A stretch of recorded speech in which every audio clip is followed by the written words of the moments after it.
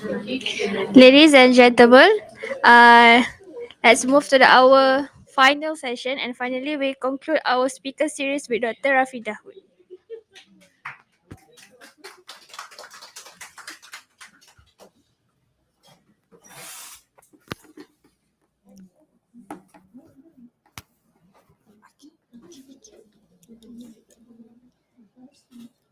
Okay, Assalamualaikum everyone.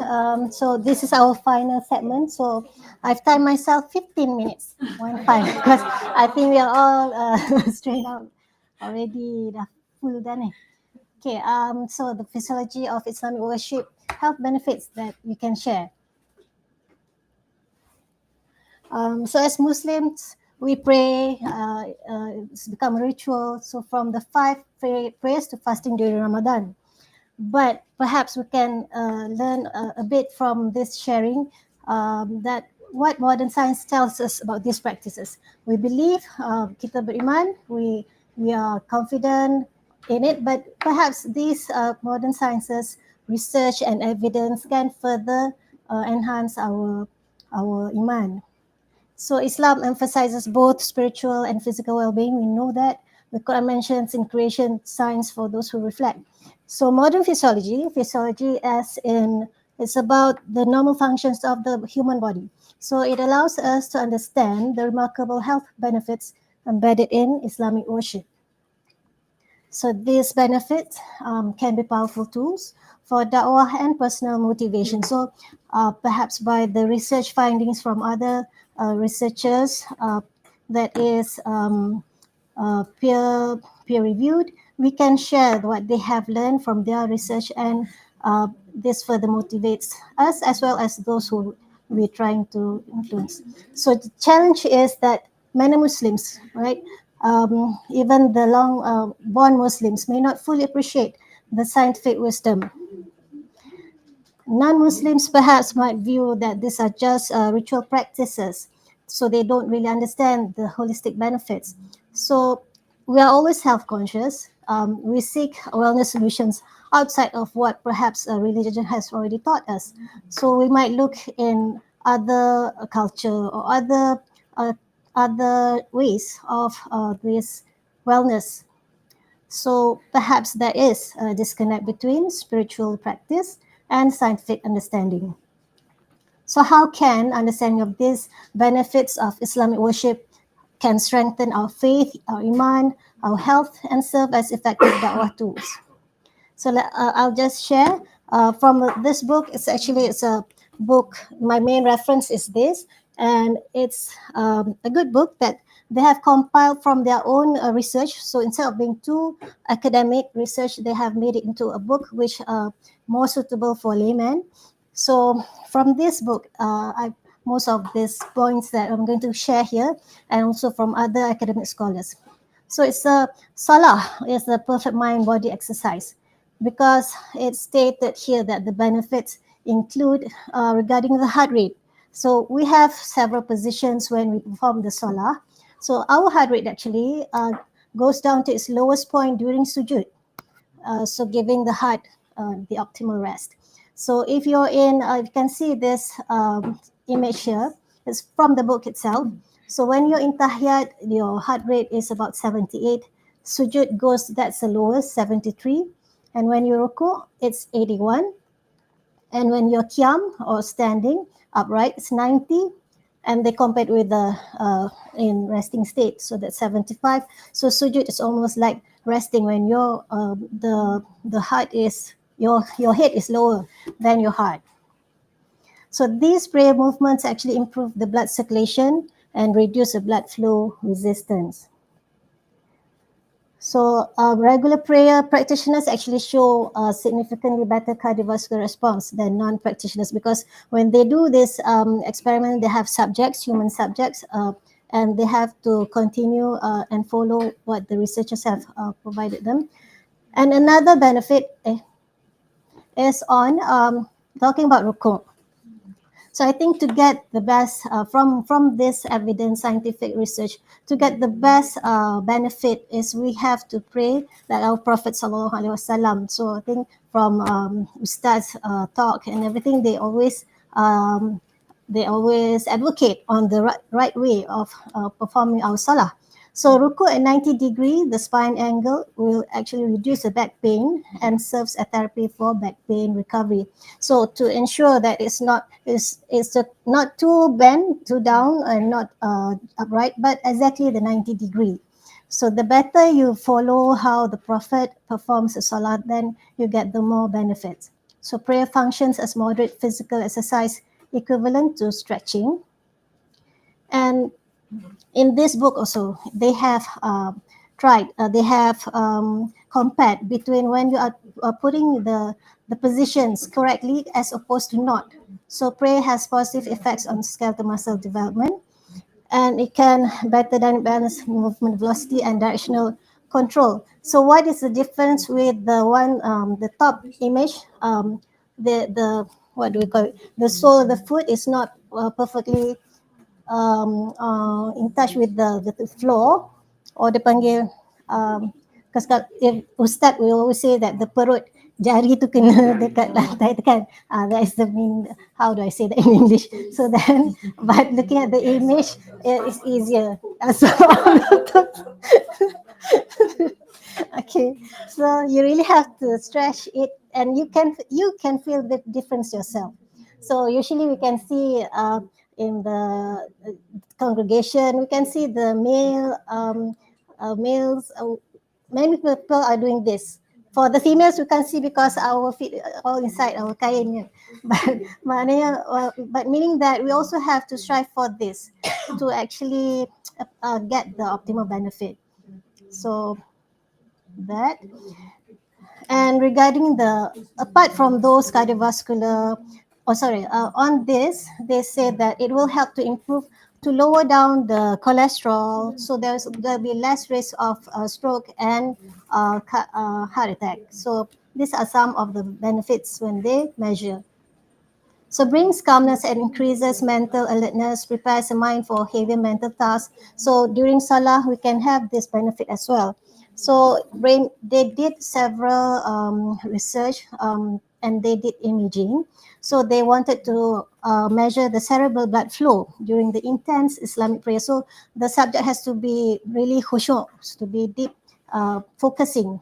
deep focus. So the prayer affects the stress hormones, cortisol, alpha amylase, and bring them toward the optimal ranges. So in physiology, we're always striving for optimal range. So not too low, not too high, but there's some optimal range for our body to function normally. So other special benefits would be prayer movements that activate the pelvic floor muscles, so that can improve circulation, and body composition improvement. So body composition, they measure the water content in the cells, measure in terms of the conduction of the nerves. So there are, even to the cellular level, other researchers have also performed similar research.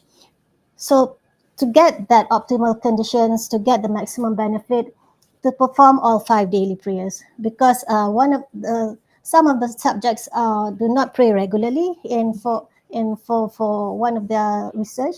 So they do compare that as well. So that is why this is also put in their findings. Performing all 5 daily prayers consistently, praying in congregation when possible. We know this already because we've already been told. But so these are just scientific evidence to support that what we have been told many years ago. Understand the recitations will also get you maximum benefit, and maintain the proper posture, especially the 90-degree ruku and the tahiyat position shown earlier. So prayer it's well designed. It's designed for our daily wellness routine, because who gave it to us? Our own creator. So we just have to follow, and all this, even without all the scientific evidence, we have the faith that it is good for us. So now we have even more faith. So research proven metabolic benefits include it can actually reduce the blood glucose levels, decrease body fat composition, blood flow resistance. These are all good effects for our body. So enhance sleep quality as well. So this is from a different paper citation from this researcher. it can actually improve all this. So improve glycemic control would be very beneficial for diabetic patients, especially for them. Increase elasticity of blood vessel wall, so we can prevent perhaps hypertension, stroke, and its complications. Enhance overall metabolism rate, and even up to the cellular level. This is also seen with Ramadan fasting. So it's on the autophagy activation. Autophagy is our cells when it needs to be destroyed because it's like a self-cleansing thing. So there will be another cell that will eat up the old cell or the non-functioning cell. So it's good. So it's up to the cellular health benefits that we can actually obtain from prayer. Cellular cleaning and repair processes that help cells stay young, and also reduce inflammatory markers, including interleukin 6 and effects on stress-related gene expression. So this is from the article Islamic Brain Changes, Stress-Related Hormones and Genes. So when we look at other ibadah, so combined effect of Tarawih and fasting, so the nightly Tarawih prayers during Ramadan actually amplify the fasting benefits, creates a powerful combination of metabolic and physical exercise. So again, we have certain months that we have to fast. So all these have is scientifically backed evidence that it's good for us. So it's designed as an annual metabolic reset. You can look at it that way. And for wudu and hygiene practices, so there are basic hygiene benefits because we regularly hand wash and we cleanse our body parts and even nose. So mindfulness, transition, psychological preparation, and stress relief. So there are not that many. There should be more research on specific physiological benefits, but at least it is still in line with established health principles because of the hand washing and all that. So then we also have the social connection, Jumu'ah prayers, and community bonds. We have when we connect with others. It's also for mental health benefit because it involves the mindfulness practices. So prayer actually reduce stress, boost memory, and enhance focus when we do it properly, khushu and all that. So worship as social medicine in a way. So conclusion is that our Islamic worship practices are already designed for human physiology, and science already we have already thought about this more than 1,500 years ago, and science only confirms it. So we're not doubting any of that, but this scientific evidence further make this faith stronger. So these benefits, we're so lucky that we're Muslims because it's accessible to us, every Muslim, and every day. If only we would follow all that we are supposed to do. So Allah created us. He is our creator, our designer. He knows to design the best. He knows what is best for us. So modern science simply helps us understand the profound wisdom already embedded in our worship. So actually, we don't have to ask what's a hikmah. We just follow. There's always a hikmah in whatever that we're told to do. So this is a book, and these are some of the references that from the peer-reviewed and authentic resources from the sharing that I just made. So yeah, that's it for our. Thank you so much. Okay, it's less than 15 minutes. Okay, come on, from. Just one question. Yes. I do remember last few years back, there's a researcher from UIA. They are doing research. They let some more respondents to do the praying, and there's a camera and the infrared they adjust to see how the inside of this respondent changes between when they're doing the prayer. Infrared to measure The heat of the heat. body. Okay. The camera to detect the Okay. release. Yeah. So it does that book relate to that research? Because for every chapter they do cite some several references, but I'm not sure if that is included here. Not sure, but the ones that the images is purely from these three researchers from So, but in their discussion they might cite. So I'm not sure if so the UIA researchers have to do their own book if they want to share the findings, which is good because otherwise it will only just be in the scientific database. It's very hard to assess and How about you, your team? Okay, Prof. Actually, I like this. I'm not doing any research on this because my research area is more on endocrine disrupting chemicals. But it does seem possible for us to actually do. Just that we need to decide on what parameters we want to look at, like measuring heart rate and all that. Because in terms of mental health benefits, tomak ninah also gives good alpha waves. So we cannot make light of whatever that has been told. Kadang we forgot to tomak ninah and whatnot. What it's important, and because why? Because it benefits us. So that's why it's very important. So I mean, it's quite inspiring, interesting to look at other things as well from the solar prayer because solar and prayer they only managed to look at several positions. So there are many other areas not really studied yet or researched yet. Yes, so it's possible to do that. This one was done by researchers from the biomedical engineering. So they are not medical based, but they do try to relate. So they do have some diagrams of the cell auto and all that lah. So it's really good for layman. It's boleh can understand better. Just that this is only available in Malay, I think, in BM only. Interesting. Yes, yes. Okay, thank you, Dr. Rafidah, for your nice Short. So my question is, in country that daytime is very long, Uh-huh. so our cortisol in morning will make us wake up, right? Mm. So, but our circadian rhythm is still required for us to sleep around 7 to 8 hours. So do these two systems will conflict each other? Because one of my friends in Japan asking why I have to wake up for 3 a.m. for morning prayer since we already got back so Yeah. late from Yeah. 12. Yeah, So how can I convince my friends or explain? I I I don't have the actual because thinking of that, because you can also question about people who live in the Arctic and right in anywhere. So it's not the same amount of time, but I'm sure there is a hikmah to it, or there is an explanation to it, just that we have not found one yet, concrete and a scientific one.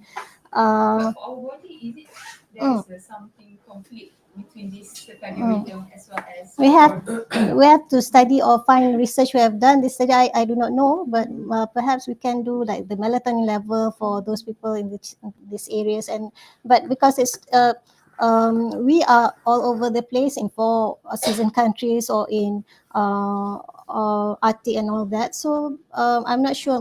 There must be some adaptation going on, which has to be studied properly other than just observation and claims. Because for instance, I'm sure there must be changes, but the changes perhaps might be compensated by other changes as well. What I mean is like for like free divers of what this aborigines of Indonesian, I forgot, they can actually free dive, so their lungs are adjusted to it. And like people who live in the Andes, right, they have a higher red blood cell count because of their high altitude, so they adapted to different conditions. But looking at Japan, it's 4 seasons, so you're not always in that time based all the way around. So I can't say for sure. I have to do research to back it up. But I'm sure there will. Hikmah is always there. It's just that we do not know for sure. Thank you. Dah lah, balik. Alright. Speaker yang saya balik. Okay.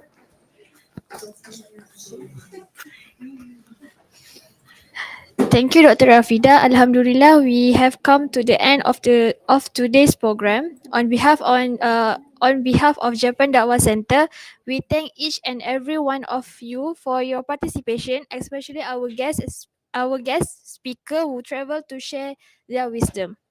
May today's knowledge be a source of guidance, healing, and also strength in our daily life. And may we continue striving for the technological excellence and spiritual wellness.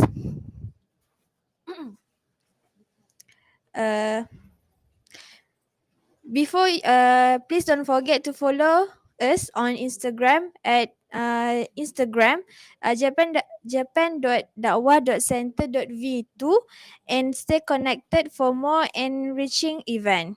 Ladies and gentlemen, that conclude our session for today. We would like to inform you that the talk will continue tomorrow, and we look forward to your participation once again. Before you leave, we kindly invite everyone to stay for a group photo.